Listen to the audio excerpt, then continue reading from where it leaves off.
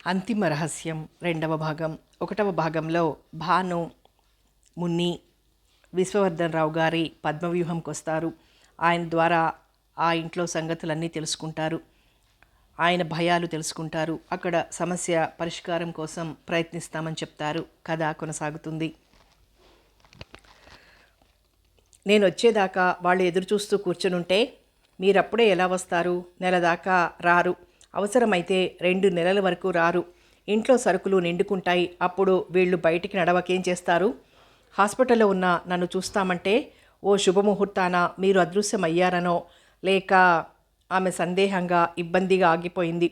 చెప్పు Bhanumathi, if you don't mind, మీరేం అనుకోనంటే చెప్పమ్మా, చెప్పు. హాస్పిటల్లోనే మీరు పోయారని చెబుతాం. అతను ఆశ్చర్యంగా చూసి తర్వాత నవ్వి, డెడ్ బాడీని చూస్తామనరు కనకాంబరం గారు. ఆ క్రతువు జరిపించి మరీ వస్తారిక్కడికి. నమ్ముతారంటావా? కాస్త ఉత్సాహంగా ఇంకాస్త సందేహంగా అడిగాడు. నమ్మకేం చేస్తారు? కాదు అనుకుంటే మీరు హఠాత్తుగా అదృశ్యమైపోయారని చెబుతాం. మీతో పాటు కనకాంబరం కూడా. ఇక తప్పనిసరిగా నేను మిమ్మల్ని తిట్టుకుంటూ మిగతా వాళ్ల సాయంతో స్వప్నకి ఏ చిన్న ఉద్యోగమో చూసి వర్కింగ్ ఉమెన్స్ హాస్టల్లో చేర్పేస్తాను. చాలా విలాసంగా బయటకొస్తారు మీరు ఇందులో కొత్త బాధ ఏముంది? తాతగారు, ఇది అజ్ఞాతవాసమే, అది అజ్ఞాతవాసమే. కాకపోతే అజ్ఞాతవాసంలో మరో అజ్ఞాతవాసం అవుతుంది, అంతేగా అంటూ నవ్వింది. ఈసారి విశ్వవర్ధన్ రావు గారికి ఉత్సాహం వచ్చింది. ఐడియా బాగానే ఉన్నట్టుంది భానుమతి. అయితే హాస్పిటల్కి బయలుదేరేప్పుడే వీళ్లల్లో ఎవరైనా వస్తామంటూ తయారైతే పురిట్లోనే సంధి కొట్టదా మన ప్లాన్? అంతలోనే సందేహం వచ్చింది ఆయనకి. వాళ్ళు నీ వెంట రాకుండా నేను జాగ్రత్తలు తీసుకుంటానులేండి. ఇప్పుడు నమ్మకం కుదురుతోందమ్మా నాకు, నన్ను నువ్వు రక్షించగలవని. వీళ్ల బారి నుండి తప్పించుకునే మార్గం తెలియక విలవిల్లాడిపోతున్నాను నెల రోజులుగా, ఉత్సాహంగా అన్నారాయన. అంతలోనే విచారంగా, ఈ డబ్బు కోసమే అక్కడ బంధువులు నన్ను వేధించారు. ఆ డబ్బు కోసమే వీళ్ళు నన్ను పద్మవ్యూహంలో ఇరికించారు. నా డబ్బు నాకు శత్రువైపోయింది అన్నాడాయన. ఇక మీరు నిశ్చింతగా ఉండండి తాతగారు, వీళ్ల బారి నుండి మిమ్మల్ని తప్పించే పూచీ నాది, ఆమె హామీ ఇచ్చినట్టంది అని బయటకొచ్చింది.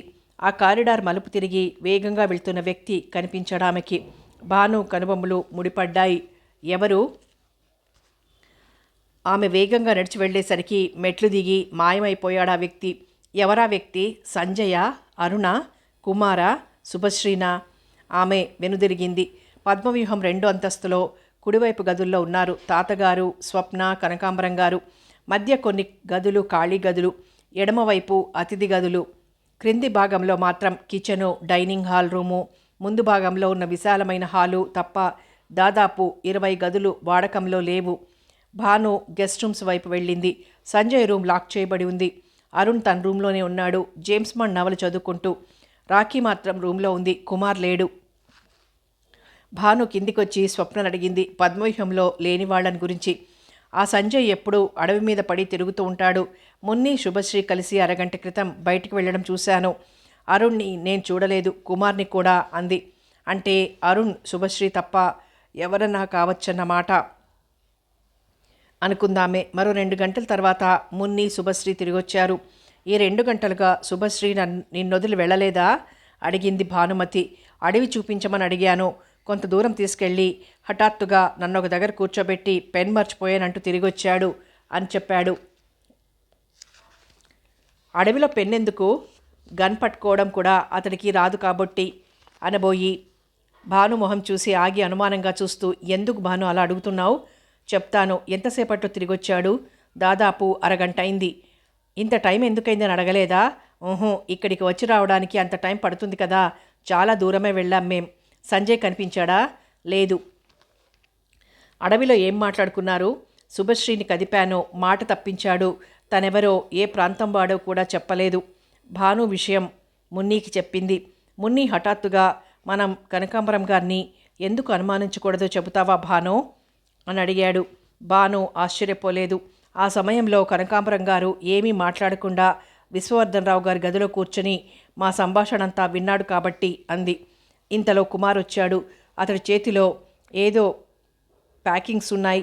హలో, ఎక్కడి నుంచి రాక నవ్వుతూ అడిగాడు మున్ని. సిటీ దాకా వెళ్ళొచ్చాను ముక్తసరిగా చెప్పి వెళ్ళిపోయాడు కుమార్. దీన్ని బట్టి ఈ కుమార్ గాని శుభశ్రీ గాని సంజయ్ గాని అయి ఉండొచ్చు నువ్వు చూసిన వ్యక్తి అన్నాడు మున్ని. అరుణైనా ఆశ్చర్యపోవాల్సిన అవసరం లేదు. ఎందుకు అంటే ఇది పద్మవ్యూహం కాబట్టి తాపీగా అంది భాను. నాకు అర్థం కావడం లేదక్కా అయోమయంగా అన్నాడు. నిదానం మీద అర్థమవుతుంది అంతే తాపీగా అందామే. ఈసారి మున్ని హుషారుగా మన అనుమానం నిజమై వీళ్ళంతా ఒక ముఠాకి చెందిన వాళ్లే అయితే రేపు తాతగారి ప్రయాణం కుదరనీయకుండా మొత్తం అడ్డుపడే ప్రయత్నమో లేక వెంటబడే ప్రయత్నమో చేస్తారు. లేదా నిన్న వ్యక్తి ఒక్కడే అయినా చేస్తాడు. నువ్వు తనని చూశావని ఆ వ్యక్తికి తెలియదు కదా అన్నాడు మున్ని. అవును అంది భాను. ఆ మధ్యాహ్నం 3 గంటల సమయంలో నేను రేపు మీకంతా పార్టీ ఇవ్వదలుచుకున్నాను అంది భాను. ఎందుకు అరుణ్ అడిగాడు. నాకిక్కడ ఉద్యోగం వచ్చిన సందర్భంగా చెప్పిందామె అన్నాడతడు. ఇదంత సంతోషించాల్సిన విషయంగా నాకు అనిపించడం లేదు. ఎందుకలా? వయసులో ఉన్న నాలాంటి కుర్ర బాస్ దగ్గర ఉద్యోగం దొరికితే అది గొప్ప విషయమే. రేపో మాపో పరలోక యాత్రకి సిద్ధంగా ఉన్న 80 ఏళ్ల ఓల్డ్ మ్యాన్ దగ్గర జాబ్, అందులో నట్టడివిలో ఇదేమంత గర్వించదగిన విషయం? నొసలు విరిచి నవ్వాడు. నాకు గర్వించాల్సిన విషయమే భాను. మిమ్మల్ని చూస్తుంటే ఉద్యోగం మీకంత అవసరమని నాకు అనిపించడం లేదు అదోలా నవ్వాడు అరుణ్. భాను ఇక ఏమీ మాట్లాడలేదు, నవ్వి ఊరుకుంది. ఏమిటి పార్టీయా? ఇంకేం కుడుములు బొబ్బట్లు చేయించండి, నాకు చాలా ఇష్టం శుభశ్రీ చెప్పాడు. దప్పడం వద్దా వ్యంగ్యంగా అడిగాడు అరుణ్. ఎందుకొద్దు, అది నా ఫేవరెట్ కర్రీ. దప్పడం అంటే ఏమనుకున్నారు? ఇప్పుడు మనం తినే సాంబారు మాత్రమే తెలుసు మీకు కాస్త కోపంగా అన్నాడు శుభశ్రీ. మున్ని అందుకుని ఓ సందర్భంగా జంగాల శాస్త్రి గారు శుభశ్రీ బోటి ఒక ఆయన దుప్ప శబ్దానికి ఏమిటి అర్థం అని అడిగితే అందుకు జంగాల శాస్త్రి గారి సమాధానం శబ్దమనియు దప్పళమని శబ్దమనియు చెప్పళించదగినది కావున దప్పళమని దానికి పేరు వచ్చిందనియు సర్వశబ్దము అన్నింటికీ ధాతువులే మూలమనియు శబ్దశాస్త్ర సాహితీ ప్రకటన పటిష్ఠుడవై ఉత్పత్తి నిర్వచనమునర్చితిని అని తన ఉపన్యాసాల్లో చెప్పుకుంటూ ఉంటాడు ఒకచోట. అవునవునంటూ నవ్వాడు శుభశ్రీ. అసలు అరుణ్కి మున్ని మాటలు అర్థం కాలేదని చిట్లించిన అతని మొహం చెప్పింది. జంగాల శాస్త్రి మీకు తెలుసా అడిగాడు మున్ని. నాకెందుకు తెలీదు, ఓ పత్రికాఫీసులో చూశాను, మాట్లాడాను కూడా. గర్వం లేని మనిషి కాస్త గొప్పగా అన్నాడు. ఓరి పిచ్చి వెదవా, పానుగంటి వారి సాక్షి వ్యాసాల్లోని జంగాల శాస్త్రిని నువ్వు చూసావా? చూసి మాట్లాడావా? పళ్ళు నూరుకున్నాడు మనసులోనే మున్ని. భానుమతికి అర్థమైంది. శుభశ్రీ రచయిత కాదు, కనీసపు సాహిత్యం పరిజ్ఞానంపై సైతం అతడికి లేదు. కనకాంబరం గారు కూడా ఈ విషయం గ్రహించాడని ఆయన మొహం చెప్పింది. కాస్త ఉత్సాహంగా ఉన్న ఒక్క దప్పడంలోనేనా ఏమిటి? అప్పటి వంటకాల తీరులెక్కడా? నేటి దొంతరపు పోకళ్ల వంటకాలెక్కడా? శ్రీనాథ కవిసార్వభౌముడు ఎంతో గొప్పగా నలుతెరంగులతోడ బచ్చళ్ళు చవిగొన్న బ్రహ్మరంధ్రము దాకా చారునామయని సాకు వేచి 6 నెలలు నసిలేదు పరిమళమెంచిన బంట్లు సొగసు అంటూ వంటకాల్ని వర్ణించాడు. అవును బాబుగారు, శ్రీనాథుడు మహాభోజన ప్రియుడులేండి. భాను సైగలని పట్టించుకోకుండా ఉత్సాహంగా చెప్పాడు మున్ని. అంతటి కవిగారికి రోజులు బాగోక జొన్న తిండి తినాల్సొచ్చింది. అప్పుడు తన దురవస్థకి చింతిస్తూ ఉక్రోషం పట్టలేక గరళము మింగి తినంచున్ బుధహరి గర్వింపబోకు పో పో పోని బిరుదింతగాక వచ్చడీని మెరిసేటి రేనాటి జొన్న మెక్కులు తినుచు అంటూ తన ఆవేదనని దేవుడి మీద చూపించాడు. మనం ఎవరి మీద చూపిస్తామయ్యా మన కోపాన్ని? ఈ ఉప్పు చప్పటి మెతుకులతో బ్రతికేస్తున్నాం నిస్సహాయంగా అన్నాడు కనకాంబరం గారు. ఎవరూ ఏమీ మాట్లాడలేదు. ఎప్పుడూ లేనిది రాఖీ మొహంలో చిరునవ్వు కనిపించింది తొలిసారిగా. అందరిలో నోరు విప్పి మాట్లాడిందామే. అంతేకాదు ఓసారి పాపం కవి సార్వభౌముల వారు పచ్చడితో మిరియాల చారుతో తనకు ఆతిథ్యం ఇచ్చిన ఓ ఫ్యామిలీని తిట్టిపోశారు. ఏమనో తెలుసా? అల్లవారింటి విందెల్లా నాగటంబు చెప్పవత్తురు తమ తీరు సిగ్గులేక అంటూ నవ్వింది. చాలా అందంగా ఉందా నవ్వు. రెప్పలార్పక భార్య వైపే చూస్తూ కనిపించిన కుమార్ని గమనించింది భాను. అవునమ్మా, నాలాగే శ్రీనాథ కవులు భోజన ప్రియులు. కాకపోతే తింటే హరాయించుకునే పొట్ట ఆయనకుంది, నాకు లేదు. మీకు కడుపెందుకు లేదండి? భయం ఉంది. గిలి అనే రాక్షసి మిమ్మల్ని వేధిస్తోంది చిరాగ్గా అన్నాడు అరుణ్. అతడికా సంభాషణ ఉత్సాహంగా లేదు. శుభశ్రీ కిక్కురుమనకుండా ఉన్నాడు. శుభశ్రీకి తెలుగు సాహిత్యం పట్ల ప్రాథమిక అవగాహన సైతం లేదు అనుకుంది భాను. నా ప్రపోజల్కి ఒప్పుకున్నట్టేనా? ఏమిటది? అరుణ్ అడిగాడు. పార్టీ ఇస్తున్నాను. అతడు నవ్వి, పార్టీ ఇస్తానంటే వద్దనే మూర్ఖులెవరు? అయినా కండిషన్, డ్రింక్స్ కావాలి. స్వప్న, కనకాంబరం అతడి వైపు మంటగా చూస్తుండగా ఓకే అంది భాను. తాతగారు డైనింగ్ హాల్లో కూడా కనిపించలేదే అన్నాడు మున్ని. స్వప్న చొప్పున గుండెల్లో నొప్పిగా ఉందట, భోంచేయక పడుకున్నారంది. అయ్యో, డాక్టర్ గారిని పిలిపించకూడదు అంది రాఖీ. ఫోన్ చేశాం, ఊళ్ళో లేరట, వస్తే పంపుతానంది నర్సు. కనకాంబరం గారు చెప్పారు. ఓరకంట అందర్నీ గమనించింది భాను. అరే, తాతగారికి ఒంట్లో బాగోలేదా? మరి నాకు తెలీదే కంగారుగా అంటూ వెళ్ళాడు శుభశ్రీ. సంజయ్ గారికి తెలుసు, మీకు తెలుసు అనుకున్నాను. అదెలా అనుకున్నావు? సున్నితమైన విషయాలకి కిరాతకులు చలించరు నిరసనగా అన్నాడు అరుణ్. అదోలా నవ్వాడు సంజయ్. కుమార్, రాఖీ కూడా లేచారు విశ్వవర్ధన్ రావు గారిని చూడటానికి.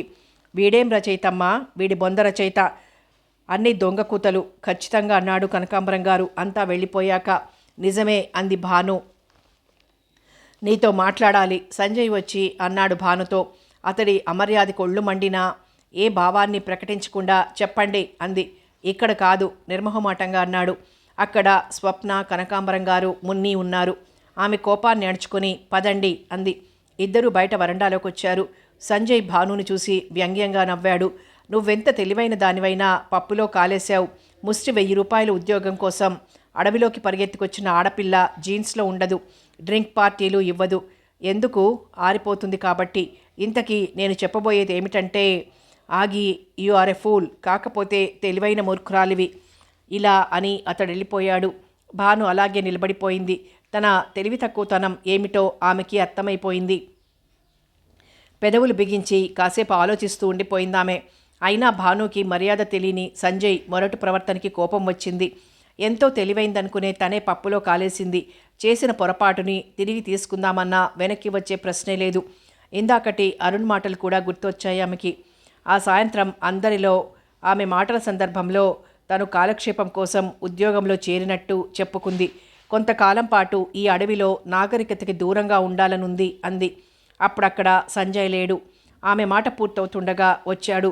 అయితే ఈ జీన్స్ని వదిలేయి అన్నాడతడు. భాను కోపంగా చూసింది. కాసేపటి తర్వాత భాను మున్నీల రూంలోకి కబుర్లు ఆడవచ్చిన శుభశ్రీ ఏదో మాటల సందర్భంలో అన్నట్లు, నాకు తెలివైన వాడిని అనిపించుకోవాలన్న తపన ఉండవనుకోండి. అందుకే మీరంతా ఇందాక ఆనాడు కవి సార్వభౌముడి గురించి, సాహిత్యం గురించి మాట్లాడుతుంటే నేను నోరు విప్పలేదు అంటూ నవ్వి, పాపం ఒక్కసారి కవి సార్వభౌముల వారు పల్నాడులో జొన్న తిండితో విసిగిపోయి జొన్న కలి, జొన్న అంబలి, జొన్నలే తప్ప పప్పన్నమ్ము ఉన్న సుమా నన్నుగా పల్నాటి సీమ ప్రజలందరికీ అని ఈసరించాడు. చెప్పి మళ్ళీ నవ్వాడు. మున్ని ఉత్సాహంగా నవ్వాడు. తెచ్చిపెట్టుకుని నవ్వు నవ్వింది భాను. అంటే తనకీ తెలుసునని చెప్పుకోవాలన్న తాపత్రయంతో బట్టి కొట్టి వచ్చాడు. సంజయ్ లేదా రాఖీ, కుమార్ వీళ్లల్లో ఎవరో నేర్పారితడికి. అంటే ఒక్కరితో ఇంకొకరికైనా లింక్ ఉందన్నమాటే అనుకుంది భాను నిశ్చయంగా. ఆ సాయంత్రం మరోసారి విశ్వవర్ధన్ రావు గారికి గుండెల్లో నొప్పొచ్చింది. డాక్టర్ దొరకలేదు. మొదటగా రాఖీ జీపులో తాతగారిని హాస్పిటల్కి తీసుకుపోదాం అంది కాస్త ఆతృతగా. ఎందుకమ్మా? డాక్టర్ రాడు, చూద్దాం, నొప్పి జాస్తైతే. 2 పూటల భోజనం మానేసిన విశ్వవర్ధన్ రావు గారు నీరసంగా అన్నాడు. కాసేపు అయ్యాక నొప్పి పెరిగింది. డాక్టర్ అంతులేడు. కనకాంబరం గారు హడావుడి పడ్డా ముసలాయన పద్మవ్యూహం దాటడానికి ఒప్పుకోలేదు. చివరికి సంజయ్ తప్ప ఆ ఇంట్లోని అతిథులంతా తాతగారికి సలహా ఇచ్చారు డాక్టర్ దగ్గరకు వెళ్ళమని. ఈ దుర్మార్గుడు ఈ ఉదయం తమ సంభాషణని విని ఉంటాడా అనుకుంది భాను.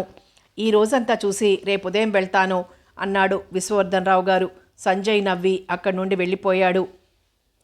డోంట్ టచ్ మీ, ఉక్రోషంగా అంది అది రాఖీ కంఠం. ఎంతకాలం తప్పించుకుంటావు? కోపంగా కుమార్ అడుగుతున్నాడు. ఈ కంఠంలో ప్రాణం ఉన్నంత వరకు. నీ ప్రాణానికి నా ప్రాణం అడ్డు డియర్, యు స్కౌండ్రల్. ఇంతవరకే విన్నది. ఏం పని నువ్వు చేస్తున్నది? కర్కశంగా వినిపించిన మాటలకి ఉలిక్కిపడి చూసింది భాను. సంజయ్ ఆకారం. కారిడార్లో వెలుగుతున్న నీలిరంగు ల్యాంప్ వెలుగుల్లో మసగ్గా ఆమె తమాయించుకుని వెళ్ళబోయింది. ఆమె చెయ్యి పట్టుకున్నాడు అతను. ఆన్సర్ లేకుండా ఎక్కడికి వెళ్తావు చెప్పు. ఆమె ధైర్యం తెచ్చుకొని నన్ ఆఫ్ యువర్ బిజినెస్ సాధ్యమైనంత నిర్లక్ష్యంగా అంది. ఆమె అరచేతిని బలంగా నొక్కాడతను. కెవ్వమనబోయి నిగ్రహించుకుని యూ డెవిల్ కీచుగా అరిచింది. సంస్కారం ఉన్నదానివైతే మరోసారి ఇలాంటి వెదవ పని చెయ్యవు. కుమార్ని లేపితే ఏమవుతుంది నీ పని కఠినంగా అన్నాడు. వీళ్ళంతా ఒకటేనా? తనని కనిపెడుతూనే ఉన్నారా? ఆమె అతడి చెయ్యి విదిలించుకొని పరిగెత్తబోయింది. అప్పుడు జరిగిందా అనూహ్యమైన సంఘటన. అప్పటిదాకా ఎక్కడున్నాడో ఒక్కసారిగా దాడి చేశాడు అరుణ్ సంజయ్ మీదికి. యు బాస్టర్డ్, ఆడపిల్లని ఒంటరిగా చూసి అఘాయిత్యానికి పాల్పడతావా? ఐ విల్ కిల్ యూ, చంపేస్తాను నిన్ను. ఒక్కసారిగా అతడి మీదికి ఉరికి ఎడాపెడా కుమ్మసాగాడు. తెల్లబోయింది భాను. హఠాత్తుగా వచ్చి పడిన ఈ విపత్తుకు క్షణంపాటు నివ్వెరపోయిన సంజయ్ తేరుకుని అరుణ్ కాలర్ పట్టుకుని దూరంగా నెట్టి కాలెత్తి అతడి పొట్టలో కొట్టాడు. అరుణ్ వెల్లకిలా పడ్డాడు మూలుగుతూ. క్షణాల్లో అది పెద్ద పొట్లాట అయింది. ఎవరూ తగ్గలేదు. కొదమసింహాల్లా కలబడ్డారు. గోల పెద్దదైంది. తాతగారు, సర్వెంట్ క్వార్టర్స్లో ఉన్న సర్వెంట్సు తప్ప అంతా పరిగెత్తుకొచ్చారు. బలవంతంగా ఇద్దరిని విడదీశారు. Bastard, I will kill you, I will smash you, Arun ఆవేశంగా అరిచాడు రొప్పుతూ. నిరసనగా నవ్వాడు సంజయ్. పానకంలో పుడకలు అడ్డు తగలకపోతే నీ బూడిద హిమాలయాల్లో చల్లి ఉండేవాణ్ణిరా. కనకాంబరం గారు రెండు చేతులెత్తి దండం పెడుతూ, మీకు నమస్కరిస్తాను బాబు, అసలే పెద్ద ఆయన కొంట్లో బాగాలేదు, దయచేసి గోల చేయకండి, ఈ ఇంటిని వదిలిపెట్టి మీ ఊళ్ళకు వెళ్ళండి వేడుకుంటున్నట్లన్నాడు.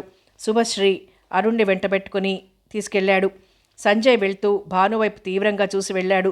కుమార్ రాఖీలు వెళ్ళి తలుపేసుకున్నారు. కనకాంబరం గారు తల మీద చేతులుంచుకొని కూలబడ్డారు కింద. బాబాయ్ గారు నెమ్మదిగా పిలిచింది భాను. తలెత్తి చూశాడాయన చాలా వర్రీడిగా. డోంట్ వరీ, ఈ రాత్రికి నిద్రపోవడానికి ప్రయత్నించండి. నిద్ర పట్టకపోతే స్లీపింగ్ పిల్ మింగండి. మన ఐడియా గుర్తుంచుకోండి, కంఠం తగ్గించి చెప్పింది. ఒక్కోడికి 30 ఏళ్ల దాకా ఉన్నాయి. ఇంత చైల్డిష్గా బిహేవ్ చేస్తారేమిటమ్మా? భాను మౌనం వహించింది. స్వప్న మేనమామని తీసుకెళ్ళింది. లాభం లేదు మామయ్య. భానుమతి చెప్పినట్లు మత్తుమాత్ర ఏదో మింగి పడుకోండి, ఎలా జరగాలో అలా జరుగుతుంది అంటూ. అక్క, సంజయ్, అరుణ్ ఒక్క గ్రూప్ మనుషులు కారా, లేక ఇద్దరికి మొదటి నుంచి పడదా? మున్ని అడిగాడు. భాను మాట్లాడలేదు.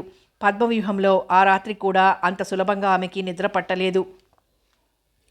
కాలింగ్ బజర్ మోగడంతో వేకువజామున అప్పుడప్పుడే నిద్రలోకి జారుతున్న భాను తుళ్ళిపడి లేచింది. ఆగకుండా చాలా ఆందోళనకరంగా మోగినట్టు మోగుతోంది బజర్. భాను ఒక్క ఉదుటున మంచం దిగి తలుపు తీసింది. గబుక్కున లోపలికొచ్చింది స్వప్న. ఆందోళనగా ఉందామె మొహం. నువ్వా? ఏమైంది స్వప్న? తాతగారికి నిజంగా గుండెల్లో నొప్పొచ్చింది. ఏమిటి? తెల్లబోయిందామె. అవును, ఆయన హార్ట్ పేషెంట్. నిజంగా నిన్నంతా నీరసంగా కనిపించాలని పట్టుపట్టి భోంచెయ్యలేదు. గుండె నొప్పని పడిపోయాడు. ఇంతకు ముందొకసారి ఇలాగే స్ట్రోక్ వచ్చింది.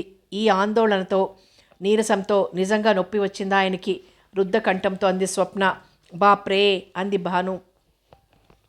మామయ్య స్లీపింగ్ పిల్స్ మింగి పడుకున్నారు. లేపితే లేవడం లేదు. నాకు దిక్కుతోచడం లేదు. ఇక భాను ఆలస్యం చేయలేదు. గాఢ నిద్రలో ఉన్న మున్నీని లేపింది. 2 ముక్కల్లో విషయం వివరించి చెప్పి, నువ్వు జీపుని బయటికి తీ, నేను వెళ్ళి తాతగారిని చూసి ఆయన పరిస్థితిని బట్టి ఆయన్నే తీసుకువెళ్ళడమో డాక్టర్ గారికి ఫోన్ చేయడమో చేద్దాం. గబగబా చెప్పి పద అంటూ విశ్వవర్ధన్ రావు గారి గదివైపు పరిగెడుతున్నట్లే నడిచింది. మున్ని కిందికి పరిగెత్తాడు. భాను, స్వప్న తాతగారి గది ముందుకు చేరుకోవడం. ఒక్కసారిగా పద్మవ్యూహంలోని లైట్లు ఏదో శక్తి ఊదినట్టుగా గప్పున ఆరిపోవడం జరిగింది. ఇద్దరూ టక్కున గుమ్మంలో ఆగిపోయారు. మూలుగు వినిపించింది హఠాత్తుగా గదిలో నుండి. తాతగారే జీరబోయిన కంఠంతో అంటున్న స్వప్న హఠాత్తుగా ఆగిపోయింది. కీచుగా అరిచిన చప్పుడు గదిలో. మామయ్య, స్వప్న భయంగా అంది. గదిలో అడుగుల చప్పుడు, ఏదో కింద పడి బద్దలైన చప్పుడు. భానుగుండె జల్లుమంది. ఇంతలో గదిలో ఎవరో గబగబా తిరుగుతున్న చప్పుడు. విశ్వవర్ధన్ రావు గారి మూలుగు. కీచుకీచుగా కనకాంబరం గారి కంఠం. ఇక ఆలస్యం చేయలేదు భాను. స్వప్న చెయ్యి పట్టుకుని గుడ్డిగా ఆ కారిడార్ చివరికి పరుగు తీసింది. ఏమిటి? ఏమైంది? కంపిస్తున్న స్వరంతో అడిగింది స్వప్న. ఏదో జరుగుతోంది, మనం లోపలికి వెళ్ళడం ప్రమాదం, నువ్వు ఇక్కడే ఉండు. మరో మాటకి అవకాశం ఇవ్వకుండా పరిగెత్తింది భాను. స్వప్న వణికే కాళ్లతో కింద కూలబడిపోయింది. భాను తన గదిలోకి వెళ్ళి చీకట్లో తడిమి టార్చ్ తీసుకుని ఎడమవైపు వరుసలో ఉన్న ఒక్కో గది తలుపుల్ని బాధసాగింది. ఆ ఆందోళనలో ఆమెకి కాలింగ్ బజర్ నొక్కాలన్న విషయం గుర్తే లేదు. మొదటి గది శుభశ్రీది. అతడు తలుపు తీసి ఏమైంది కాస్త ఆశ్చర్యంగా కంగారుగా అడిగాడు. తాతగారి గదిలో ఏదో అవుతోంది. ఆమె మరో మాటకి అవకాశం ఇవ్వకుండా అరుణ్ గది తలుపుల్ని బాదింది. అరుణ్ లేచొచ్చాడు. అతడి ప్రశ్నలకి ఏమీ సమాధానం చెప్పలేదు. శుభశ్రీ చెప్పాడు. ఈ లోపల భాను కుమార్ రాఖీలను లేపింది. చివరి గది సంజయ్ది. విషయం విని అందరి మొహాల్లోనూ ఆందోళన కనిపించింది. అందరూ తాతగారి గదివైపు పరుగు తీశారు. అందరూ ఆ గది గుమ్మంలో అడుగు పెడుతుండగా ఏ అజ్ఞాత శక్తో ఆజ్ఞాపించినట్లుగా లైట్లు వెలిగాయి. ఈ గోలకి మున్ని కూడా కింద నుండి పరిగెత్తుకొచ్చాడు. మొదటగా లోపలికి అడుగుపెట్టిన భాను అక్కడ కనబడ్డ దృశ్యం చూసి నిర్విణ్ణురాలైంది. గది మధ్యగా కనకాంబరం గారు బోర్లా పడున్నారు. ఆయన బట్టతల మీద నుండి రక్తం బొట్లుగా కారుతోంది. పందిరి మంచం మీద విశ్వవర్ధన్ రావు గారు లేరు. 2 ఫ్లవర్ వాజులు బద్దలై పడి ఉన్నాయి. అందరూ స్థాణువుల్లా నిలబడిపోయారు. భాను తెప్పరిల్లి అటాచ్డ్ బాత్రూమ్ వైపు పరిగెత్తింది. అక్కడ తాతగారు లేరు. మంచం క్రింద చూసింది. లేరు. ఏమయ్యారు? ఆమె నిస్సహాయంగా అందరి వైపు చూసింది. అప్పటికి అక్కడికి వచ్చిన స్వప్న మేనమామ పక్కన కూలబడి ఏడవసాగింది. ఎవ్వరూ మాట్లాడలేదు. నిశ్శబ్దంలో స్వప్న ఏడుపు ఎయిర్ కూలర్ తాలూకు చల్లని చలిని వెన్నురోంచి పుట్టిస్తూ ఏమైంది? తాతగారేమయ్యారు? సంజయ్ కదులుతూ పద్మవ్యూహాన్ని గాలించండి అన్నాడు. అంతే, తలా ఒక పక్కకి కదిలారు మరబొమ్మల్లా. భాను, స్వప్న, స్పృహలేని కనకాంబరం గారు మిగిలారక్కడ. తాతగారు ఇక కనబడతారన్న నమ్మకం భానుకి లేదు. పద్మవ్యూహంలో ఆయన ఏ మూలో ఉండరని కూడా ఆమె కనిపిస్తోంది.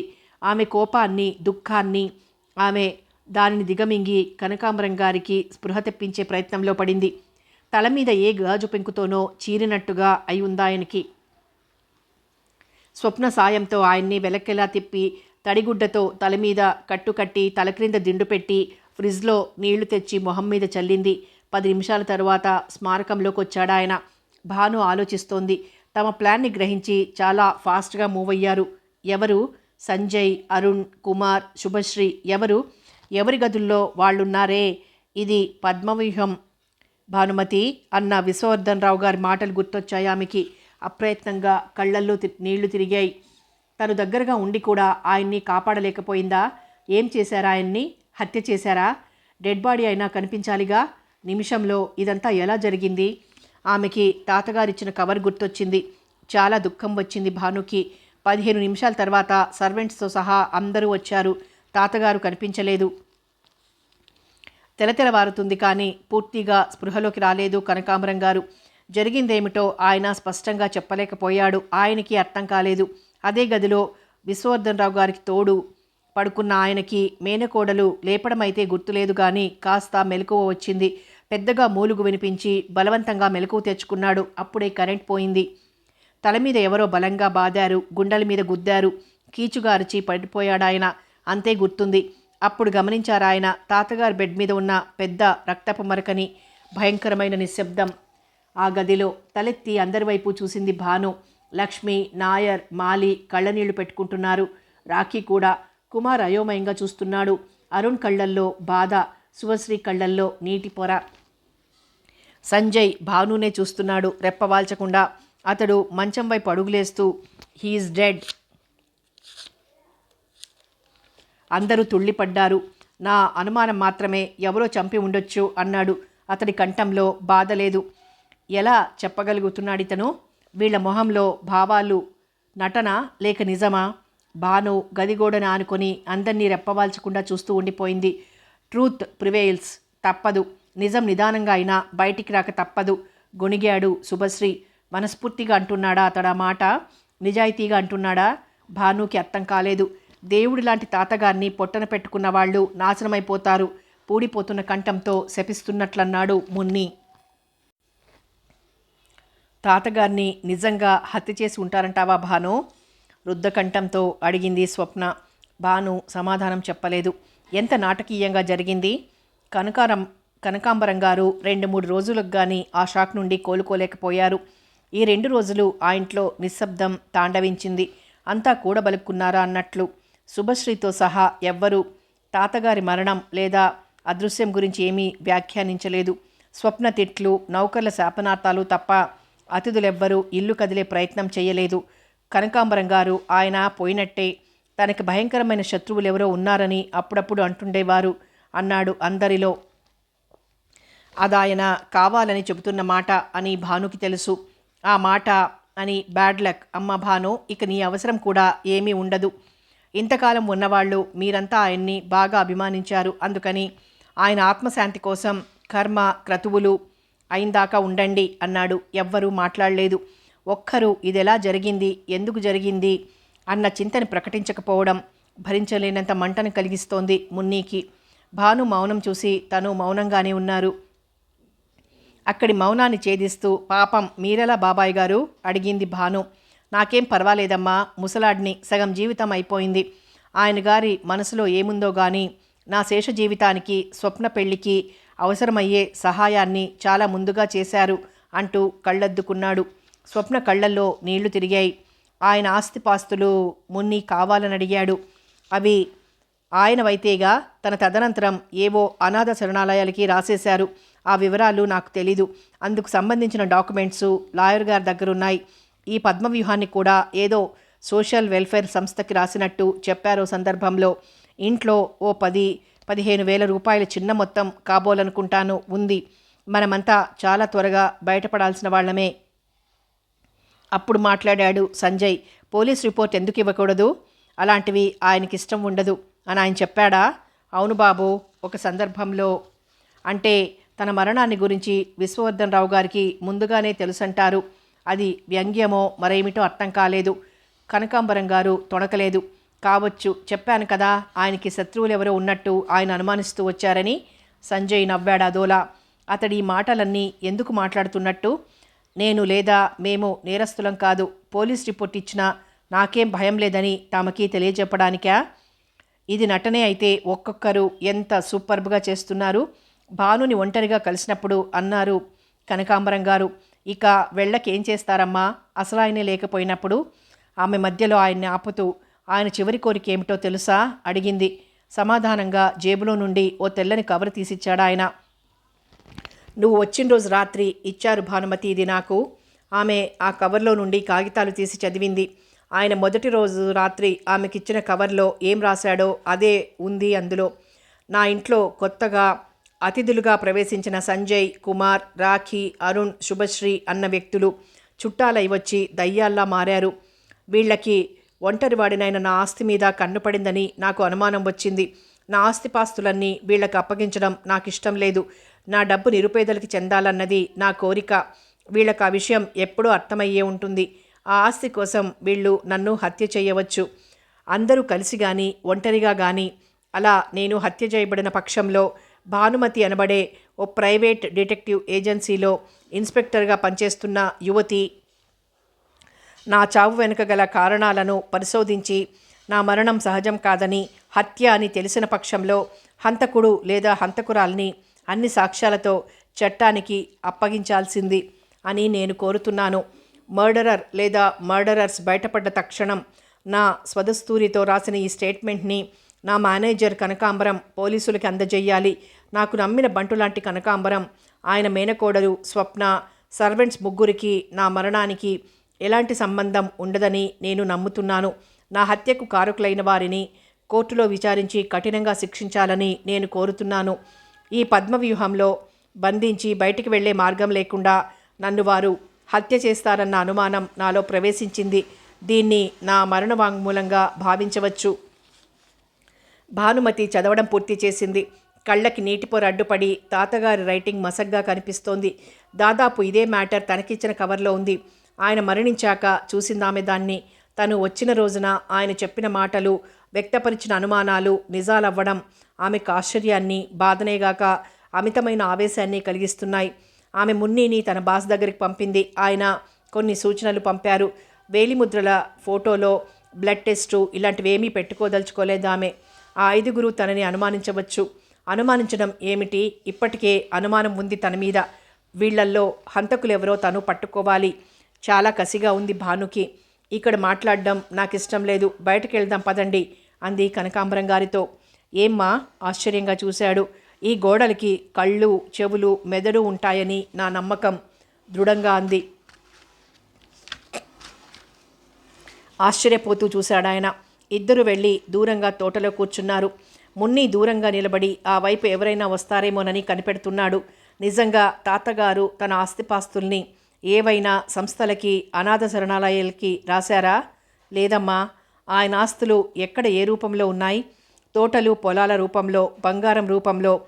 వాటి తాలూకు డాక్యుమెంట్సు బ్యాంక్ సేఫ్డ్ లాకర్లో ఉండాలి. అదంత పూర్తిగా నాకు తెలీదు. అడ్వకేట్ అరవింద్ అగర్వాల్ గారిని కలవాలి. ఈ లాయర్ గారిని గురించి మన రాక్షస అతిథులకి తెలుసా? తెలీదనే అనుకుంటాను. మీకు తాతగారు ముందుగా కొంత డబ్బు ఇచ్చారన్నది అబద్ధం కదూ? కాదు భానుమతి, నిజం. స్వప్నకో 2 లక్షలు, నాకో 1,00,000 రూపాయలు ఇచ్చారు కళ్ళెద్దుకుంటూ చెప్పారు కనకాంబరం గారు. భాను ఆశ్చర్యంగా చూసింది. తాతగారి పట్ల గౌరవం రెట్టింపైంది. డబ్బు, దేవుళ్ల లాంటి మనుషుల్ని కూడా బలి తీసుకోవడం తొలిసారిగా కళ్ళారా చూస్తోందామె. ఈ 10 రోజుల లోపల అసలు హంతకుల్ని పట్టుకోలేకపోతే నా వృత్తినే వదులుకుంటాను బాబాయ్ గారు. ఇది నా ఛాలెంజ్. తాతగారి ఆత్మశాంతి కోసమైనా నేను ఈ పని చేసి తీర్తాను, పట్టుదలగా ఆవేశంగా అందామే. ఆయన చివరి కోరిక అదేనమ్మా, విషాదంగా అన్నాడాయన. తరువాత ఇద్దరు ఎవరి ఆలోచనల్లో వాళ్ళుండిపోయారు. 5 నిమిషాల తరువాత రాఖీ ఆ వైపు రావడంతో లేచిపోయారు. గోడలకి చెవులు, కళ్ళు, మెదడు ఉండవచ్చునన్న అనుమానం ఈ అమ్మాయికి ఎందుకొచ్చింది అనుకున్నాడు కనకాంబరం గారు. రాఖీతో స్నేహం సంపాదించాలి, స్వప్నకి కూడా చెప్పాలి అనుకుంది భాను. అయితే ఇటు కనకాంబరం గారు కానీ, భానుమతి కానీ, మున్ని కానీ పూల పొదల మధ్య నక్కి తమ సంభాషణని ఆశాంతం విని నవ్వుకుంటూ లేచిపోయిన శాల్తీని గమనించలేదు. స్వప్నతో, కనకాంబరం గారితో భాను వీలైనంత వరకు తాతగారి మరణాన్ని గురించి ఎవ్వరూ మాట్లాడవద్దు, ఈ ఇంట్లో ఒక మరణం సంభవించిందన్న విషయం గుర్తులేనంత మామూలుగా, వీలైతే హుషారుగా ఉండండి. అదెలా సాధ్యమమ్మా భానుమతి అన్నారు కనకాంబరం విచారంగా. తాతగారిని ఎలా మర్చిపోవాలి? ఈ దుర్మార్గులతో నవ్వుతూ ఎలా మాట్లాడాలి? 4 దుర్మార్గుల్ని పెట్రోల్తో తగలబెట్టాలనిపిస్తోంది కసిగా, దుఃఖంగా అంది స్వప్న. తప్పదు స్వప్న, తాతగారి ఆత్మశాంతి కోసమైనా మనం నటించక తప్పదు. నేను అర్థం చేసుకోగలను. నిన్నగాక మొన్న వచ్చి 2 రోజుల పరిచయానికే నాకింత బాధగా ఉంటే, కొన్నేళ్లుగా సాన్నిహిత్యాన్ని పెంచుకున్న నువ్వెంత బాధని, వేదనని అనుభవిస్తున్నావో నేను గ్రహించగలను. అయినా తప్పదు. రేపటి నుంచే ప్రారంభిస్తాను నా పరిశోధనని. చాలా త్వరగా తేల్చేస్తాను. నా మీద నమ్మకం ఉంచు దృఢంగా చెప్పింది. ప్రయత్నిస్తాను బాను అంది స్వప్న దిగులుగా. మున్నీతో అంది రహస్యంగా. ఈ పద్మవ్యూహంలో రహస్య మార్గాలు ఏవో ఉన్నాయని నా అనుమానం. ఈ విషయం ఈ రాత్రికే తేల్చుకోవాలి. నువ్వు ఈ పూట నాయర్కి వంటలో సాయం చెయ్యి. మున్నీకి అర్థం కాలేదా ఆమె మాటలు. విడమర్చి చెప్పింది భాను. వాట్ ఎన్ ఐడియా, ఎగిరి గంతేశాడు మున్ని. మన ప్లాన్ని పసిగట్టి తాతగారు పద్మవ్యూహం కదలకుండా ఇక్కడే అంతమయ్యేలా చూసిన వాళ్ళు. మనం చాలా జాగ్రత్తగా ప్రవర్తించాలి. మన ప్రాణాలకి ప్రమాదం రావచ్చు. నా ఉద్దేశం ప్రకారం ఆగిందామే. చెప్పమన్నట్లు ఆతృతగా చూశాడు. వీఆర్ ఇన్ డేంజర్ అంది భాను. ఐ డోంట్ కేర్, హంతకుల్ని పట్టుకుని తీరాలి మనం, పట్టుదలగా అన్నాడు మున్ని. మన యూత్లో అధిక శాతం మంది ఇంట్రెస్ట్ చూపించే సబ్జెక్ట్ ఏమిటి? మున్ని అడిగాడు డైనింగ్ టేబుల్ దగ్గర. లవ్, టక్కున చెప్పాడు Shubhashri. Yes, you are right, నేను నీతో ఏకీభవిస్తున్నాను. రాఖీ వైపు ఓరగా చూసి అన్నాడు కుమార్. ఏం ప్రేమ? బెదవ ప్రేమ. స్వప్న వైపు ఓరగా చూస్తూ అన్నాడు అరుణ్.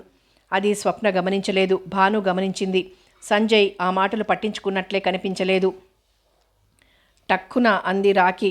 నాకు ప్రేమంటే అసహ్యం కాదు, ద్వేషం. చిత్రంగా ఉంది అంది భాను. కుమార్ అప్పటికే తీవ్రంగా కాల్చేసేలా చూస్తున్నాడు రాఖీని. తనే అన్నాడు, చావింట్లో ప్రేమ గురించి మాట్లాడడం ఏం బాలేదు. ఎందుకు బాగాలేదు అన్నాడు మున్ని. తాతగారి గురించి తలుచుకున్న కొద్దీ దిగులు ఎక్కువ అవుతుంది. అంత మంచి మనిషి ఆయన. అందుకే లెటస్ ఫర్గెట్ హిమ్. దిగులు మర్చిపోయి హ్యాపీగా ఉండడం కోసం ఇలాంటి సంభాషణ ప్రారంభించాను. నన్ను అర్థం చేసుకోండి ఫ్రెండ్స్. సంజయ్ నవ్వాడు అందరికీ వినిపించేలా. హఠాత్తుగా అన్నాడు అరుణ్.